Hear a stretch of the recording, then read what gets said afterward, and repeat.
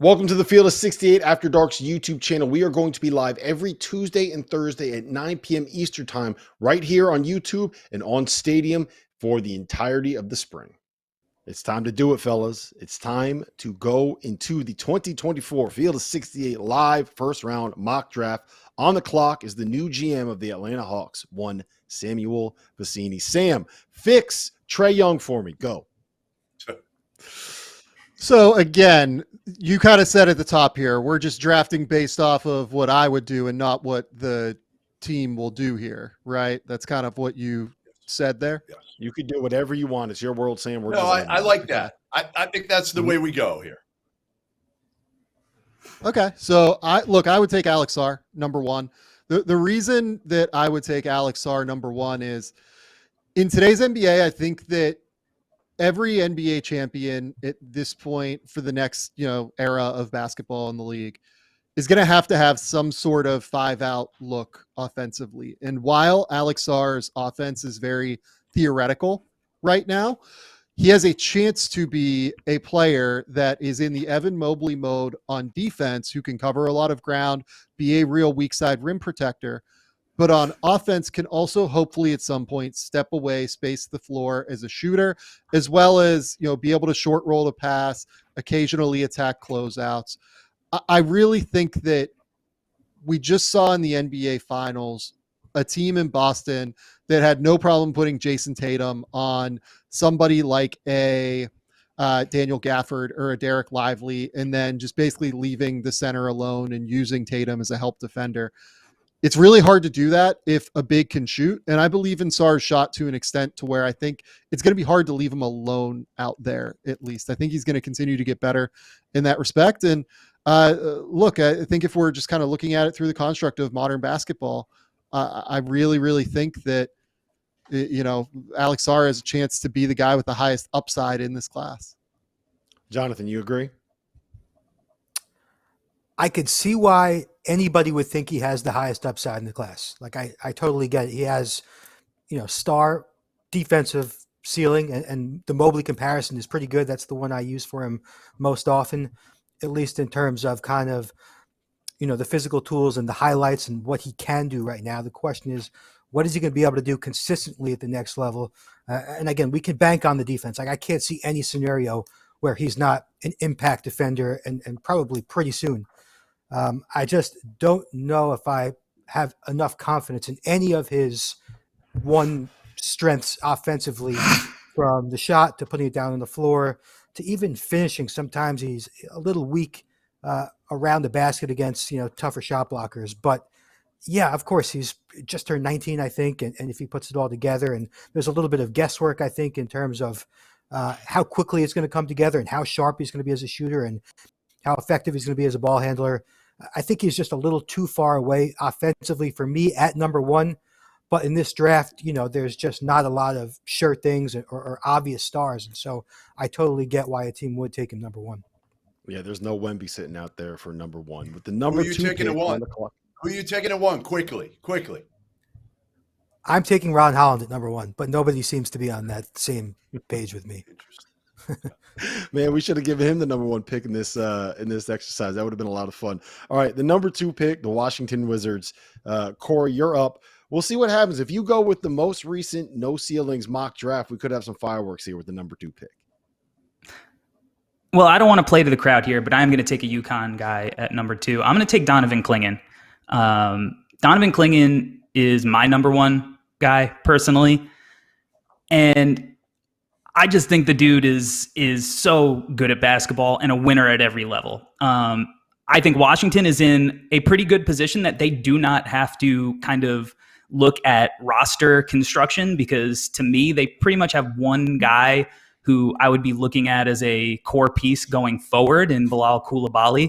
But if you put Coulibaly and Donovan Clingan together, defensively, I think you have a really, really strong start there. And then offensively, I think that, the passing that Clingan showed this year, finding cutters, that kind of feel, nearly 2-to-1 assist to turnover ratio at 7'3", along with being a lob threat. I just think that there are some real untapped potential there as an offensive player as well. Obviously they need to get a lead initiator, and I think that would obviously help with a whole lot of things, but they don't need to be good right away. There are a lot of guys in next year's draft that can, make that problem go away. So to me, you take the best player on the floor, a guy that I think, as long as he stays healthy, is undoubtedly going to be a great NBA basketball player.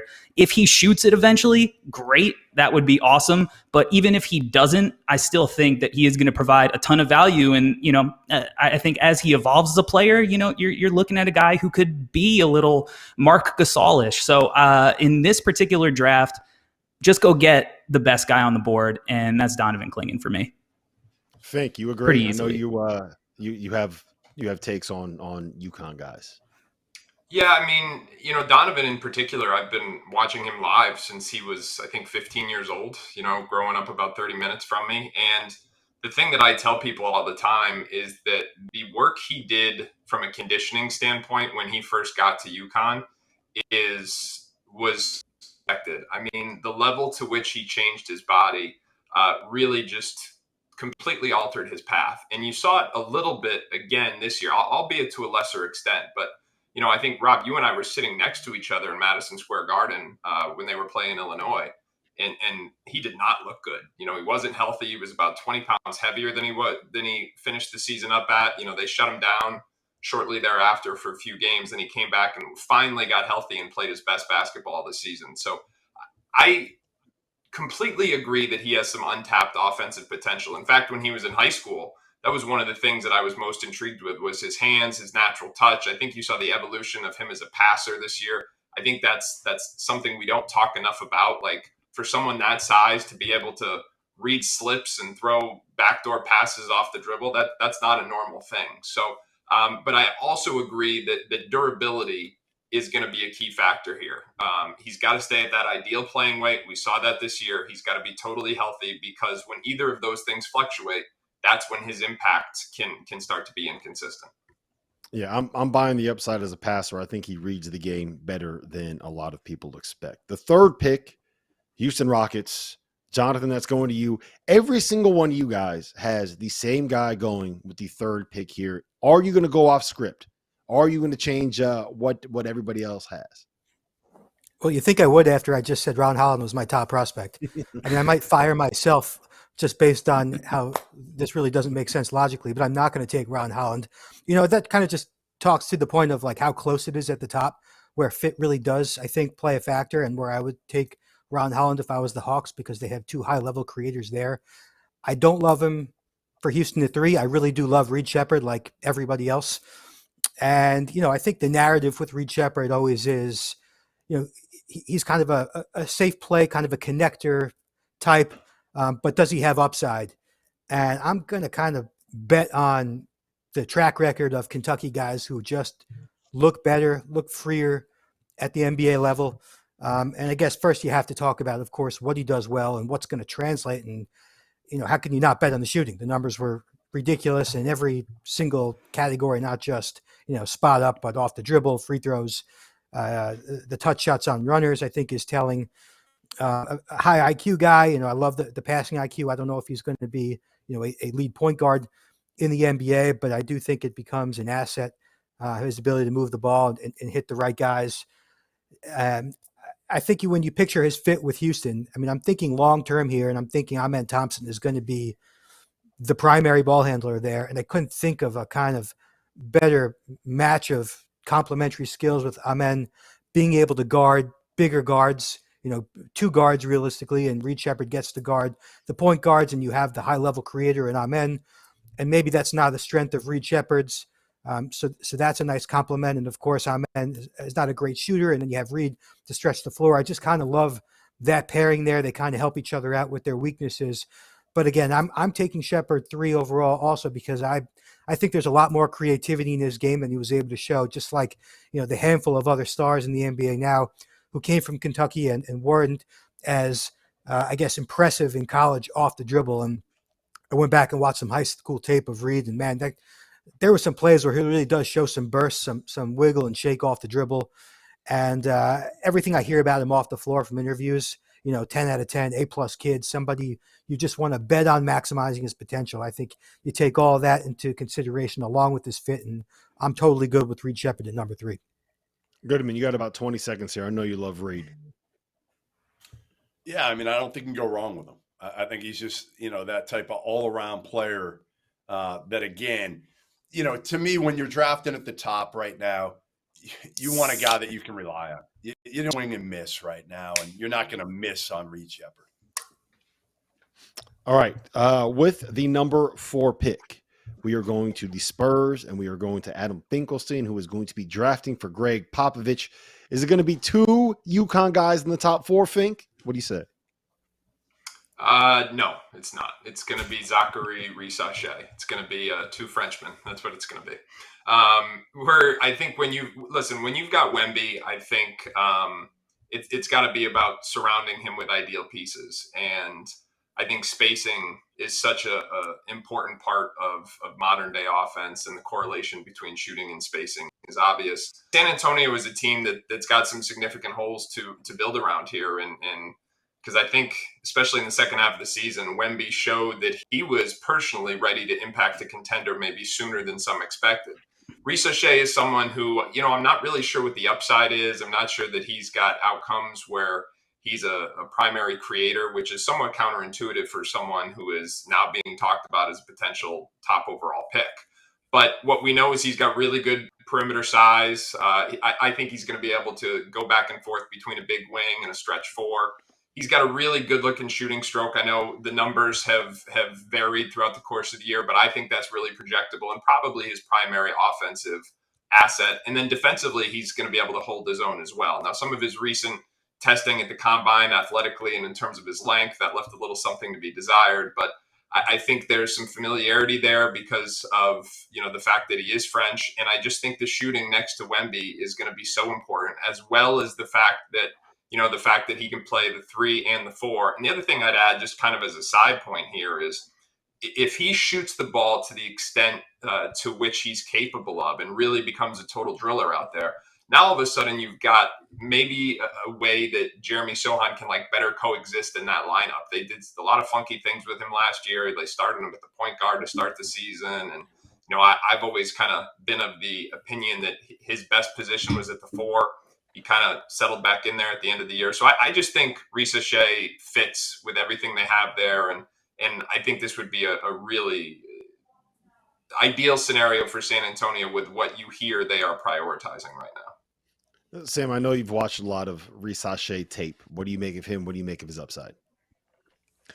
Yeah, look, I'm kind of with Adam that I don't know what the upside is necessarily. Watching him, kind of reminds me of, just in terms of what his role is, older, Nick Batum, where he wasn't super athletic anymore and could shoot it and clearly played with good feel and was clearly a really good defender, but probably a guy that's best out there is a 4th or 5th best player on the court that isn't going to take anything off of the court, but will probably provide value in that role because of his size, his length, his shooting ability. Those guys do help you win games. And I think it's in this draft, if you really just want to come away with somebody that you feel comfortable with, I don't really have a problem with Rissache here. I would probably take Steph Castle, but I go back and forth on whether or not this is the right call for San Antonio or not. I think it's a reasonable pick. All right. The 5th pick in this draft is the Detroit Pistons, and Jeff Goodman is going to be drafting for the Detroit Pistons. So this is where things probably are going to go entirely off the rails. Buckle up, Jeff. What do you got for us? I mean, I want to go Castle in the worst way, but he just doesn't fit with Detroit as much as, to me, Dalton Connect fits, right? I mean, they need a shooter desperately to play along with Cade Cunningham. Jaden Ivey was pretty good down the stretch, but I mean, this team was atrocious. Troy Weaver's had so many misses. They replace him. Now they got a guy in Trajan Langdon who hopefully can draft a little bit. And I think he goes with the safe pick of Dalton Connect that, again, gives Cade a little bit of a running mate. Dalton Connect was probably the 2nd best player in college basketball last year. And he showed he could carry a team. And he showed he could score from all 3 levels. A lot tougher than we thought he was going to be coming in from Northern Colorado. Shot at almost 40% from 3. So to me, this is kind of a no-brainer in a sense because, again, I don't think you're going to miss on Dalton Connect. I think we know what he can do. At worst case scenario, he's a really good offensive piece in a team in which, again, they don't have a lot of guys who can make shots from the perimeter. Corey, when we did our draft profile of Dalton Connect, I said that he was one of the safest picks in this draft because you're getting something between a Grayson Allen and a Doug McDermott. What do you make of those comparisons, and what do you make of Dalton Connect long-term in the league? I feel like Dalton maybe is a little bit stronger physically than those guys. I mean, I think stylistically, he certainly can play that role. I think maybe he might even have a little more on-ball juice. And I think that putting him in Detroit, I think that's something he can unlock next to Cade. And I think if you're going to take him at 5, he needs to have a little bit more on-ball juice than, the role that Grayson and Doug has kind of settled into. So I think that, another outcome could be a guy like Max Strus. That's certainly something there. But yeah, I mean, looking at his fit next to Cade, I think ending up on the spectrum of a Doug McDermott, Grayson Allen is probably not the value you want at pick 5. I think you kind of have to shoot a little bit higher. And honestly, I think his potential is higher than that. So, I mean, I love it. It's not the direction I'd have gone necessarily, because I think that the only guy the Pistons actually should be focused on keeping happy on this roster is Cade Cunningham. I think everybody else is expendable in some way, especially with a new front office and a new coach coming in. But yeah, Cade and Dalton connect, and Cade's getting a little bit older. Dalton kind of fits his timeline, so I certainly see the fit. I think they would be a pretty strong duo going forward. And God, they need shooting around all of their non-shooters, so it at least solves that problem. Yeah, I think Dalton is also one of my favorite stories in this draft. A guy that was 6 foot when he was, I believe, a junior in high school, goes to JUCO, has 2 offers coming out of JUCO, goes to Northern Colorado. As a junior in college, is averaging 9 points a game in Northern Colorado, blows up as a senior, gets a 5th year, goes to Tennessee, is the second best player in college basketball, and here he is as a guy that probably is not going to drop out of the top 10 on draft day.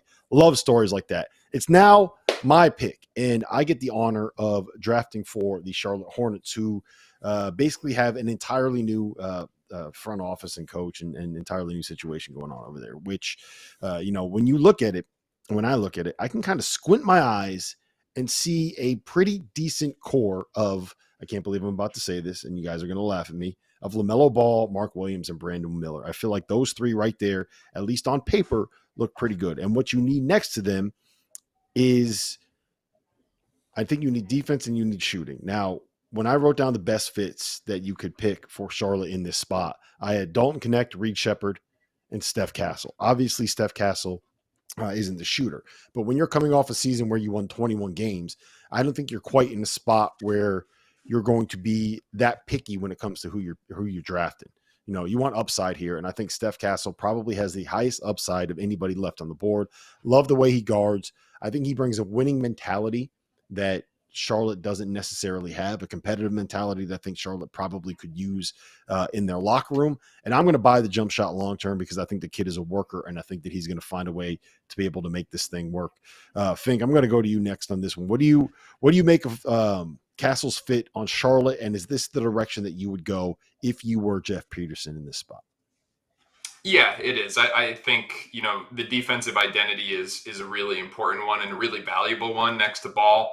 I think, for all the talk, and I think we've all participated in it, about whether or not he's a point guard, he's certainly going to have some on-off ball versatility, going to be able to, at minimum, play pick and roll on the second side of the floor, have better opportunities to get downhill on the second side of the floor, which is very much what we saw this year at UConn. The shooting to me is an interesting variable. I was really concerned about the shooting coming out of high school, and I thought there was more of a mental component to it than we ended up seeing. I know that a lot of UConn's opponents this year defended him very much in the way that they did Andre Jackson at times this year, but Castle really stuck with his shot. He didn't show a hesitation to shoot it. So I was pleased. I know this is going to sound somewhat weird, but I was pleased with the mental part of it, even though the percentages weren't good, that he never seemed to lose confidence, because Rob, when I tell you I saw this guy miss 8 straight free throws in an AAU game once during the July live period, and Dan was sitting right there. I mean, it was like some Nick Anderson type stuff.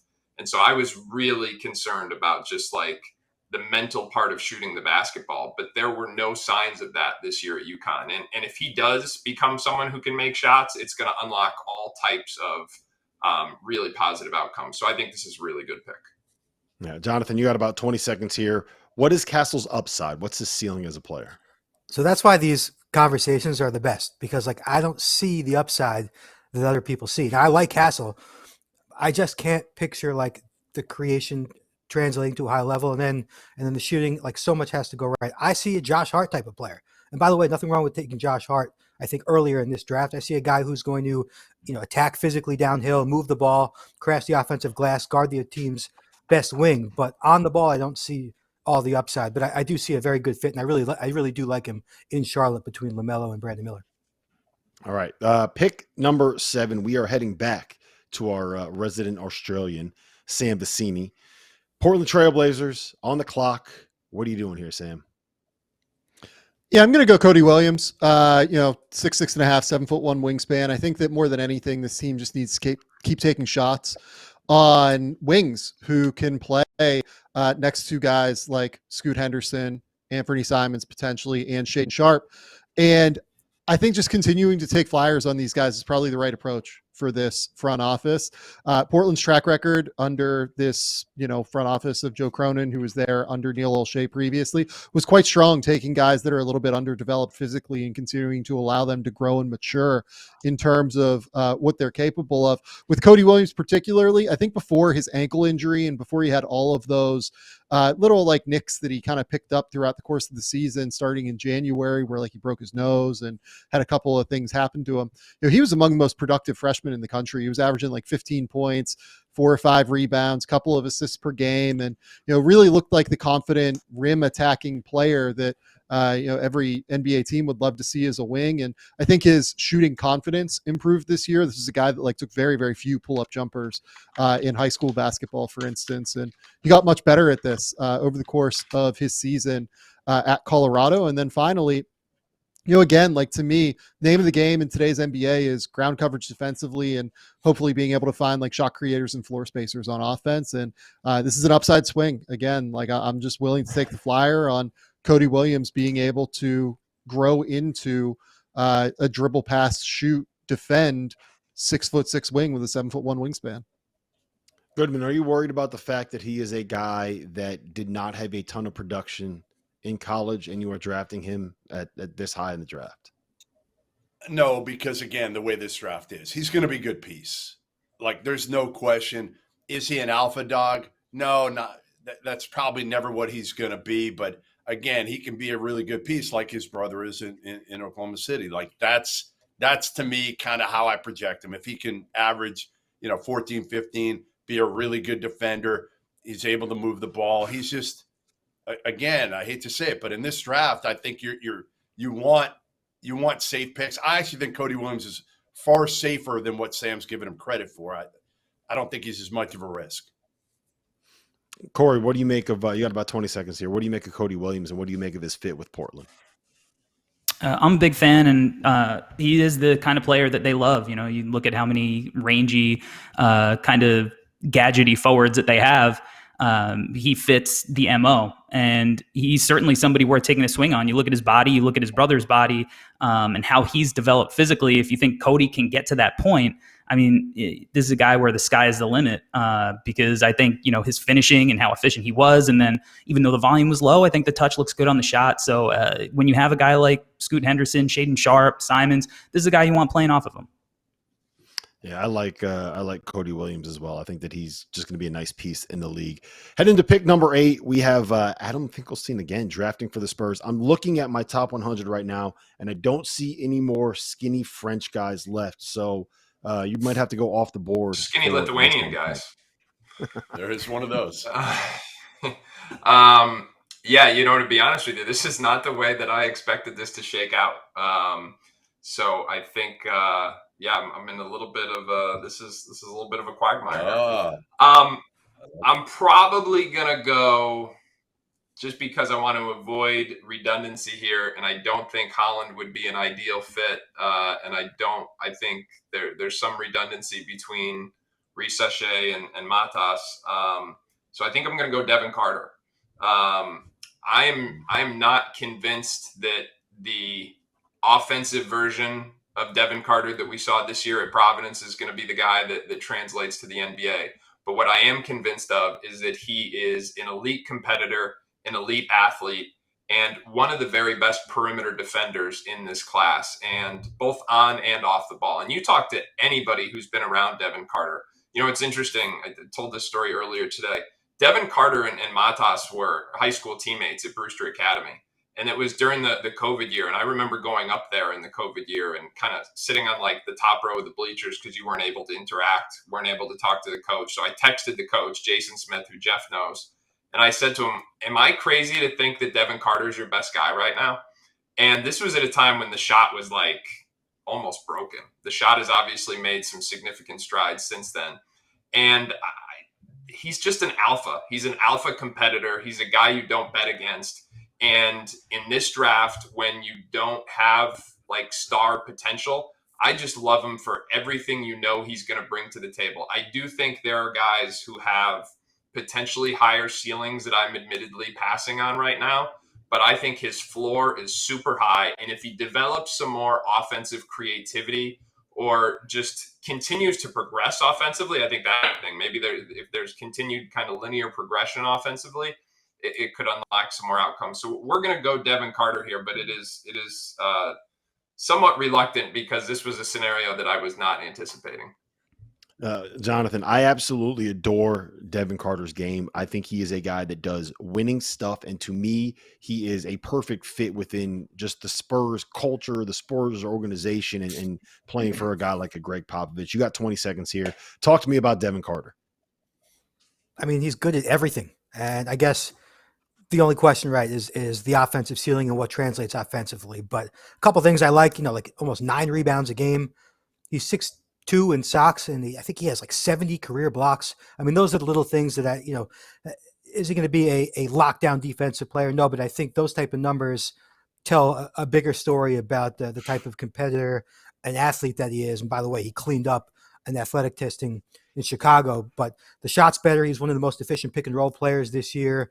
He's gotten so much better around the basket. I mean, he just doesn't really have any obvious weakness except for the fact that he is a little bit smaller for his projected position, and he's got a little bit of a funky release on his jump shot, but I'm not going to hold it against him.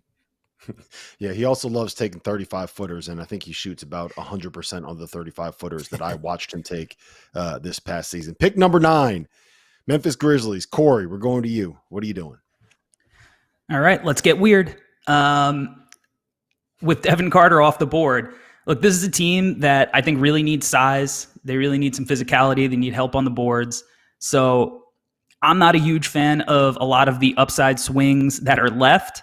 So I'm going to take Zach Edey for the Memphis Grizzlies. I mean, 7'5", 7'11" wingspan, 300 pounds, one of the best screen setters in this entire draft, if not the best. And if I look at Ja Morant, who's pretty devastating off of a screen, I mean, now imagine when you have a top tier lob threat, a guy who's making contact and freeing him up even more in the basket, what that is going to do to defenses. So, I think that he is looked at in this context of this classic back to the basket big, because that's the role that he played. But I do think that his screen and roll game is severely underrated. And then, in the NBA, like, teams are not going to drape 4 guys all over his back. So I think that you still are going to be able to make use of his post game. He's improved as a passer. He's not Jokic. I don't even think that he showed the same kind of stuff as Donovan Clingan did, but he definitely improved his feel and his reads. But uber efficient guy, chip on his shoulder. I think he's a better defender than he gets credit for. I think, you saw in that Tennessee game when he was,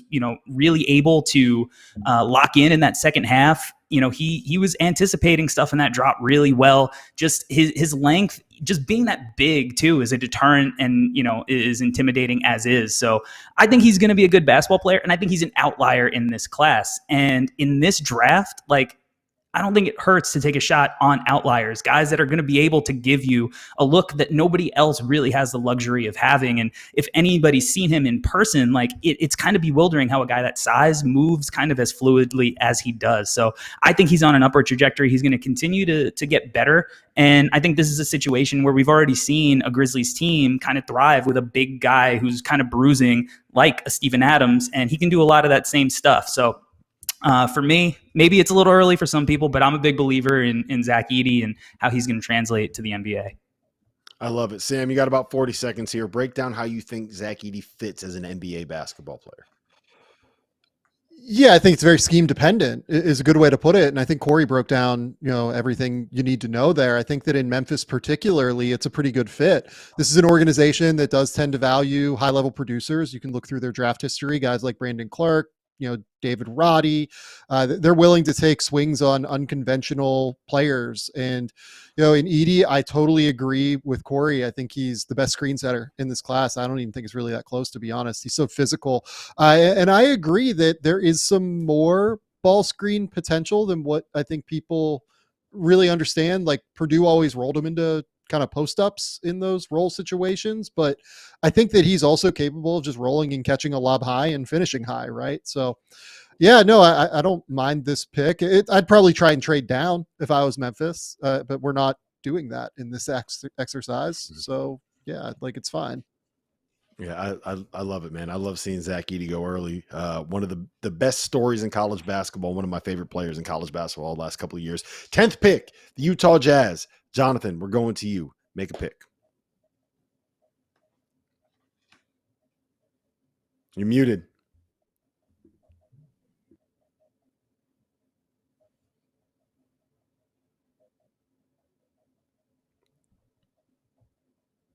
All right, Goodman, we're going to swap you in. Make a pick real quick.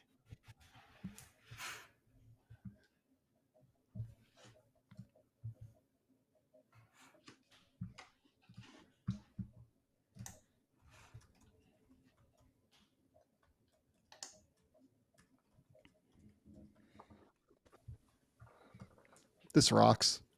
Yeah. Sam, you make a pick. Can I get back in here? You just want me to roll? Here we go. There he is. Jonathan, get back. Go ahead, Jonathan. Go. I thought you guys would try and mute me because I wanted to take Ron Holland at number 10. I mean, this is like around the horn here. Listen, Ron, I feel like I'm taking crazy pills with Ron Holland. I mean, why does not everybody see a projected top 5 pick in this draft? I'm 19 and a half points in the G League at 18 years old. I mean, I had an executive the other day say he didn't shoot really well in his pro day.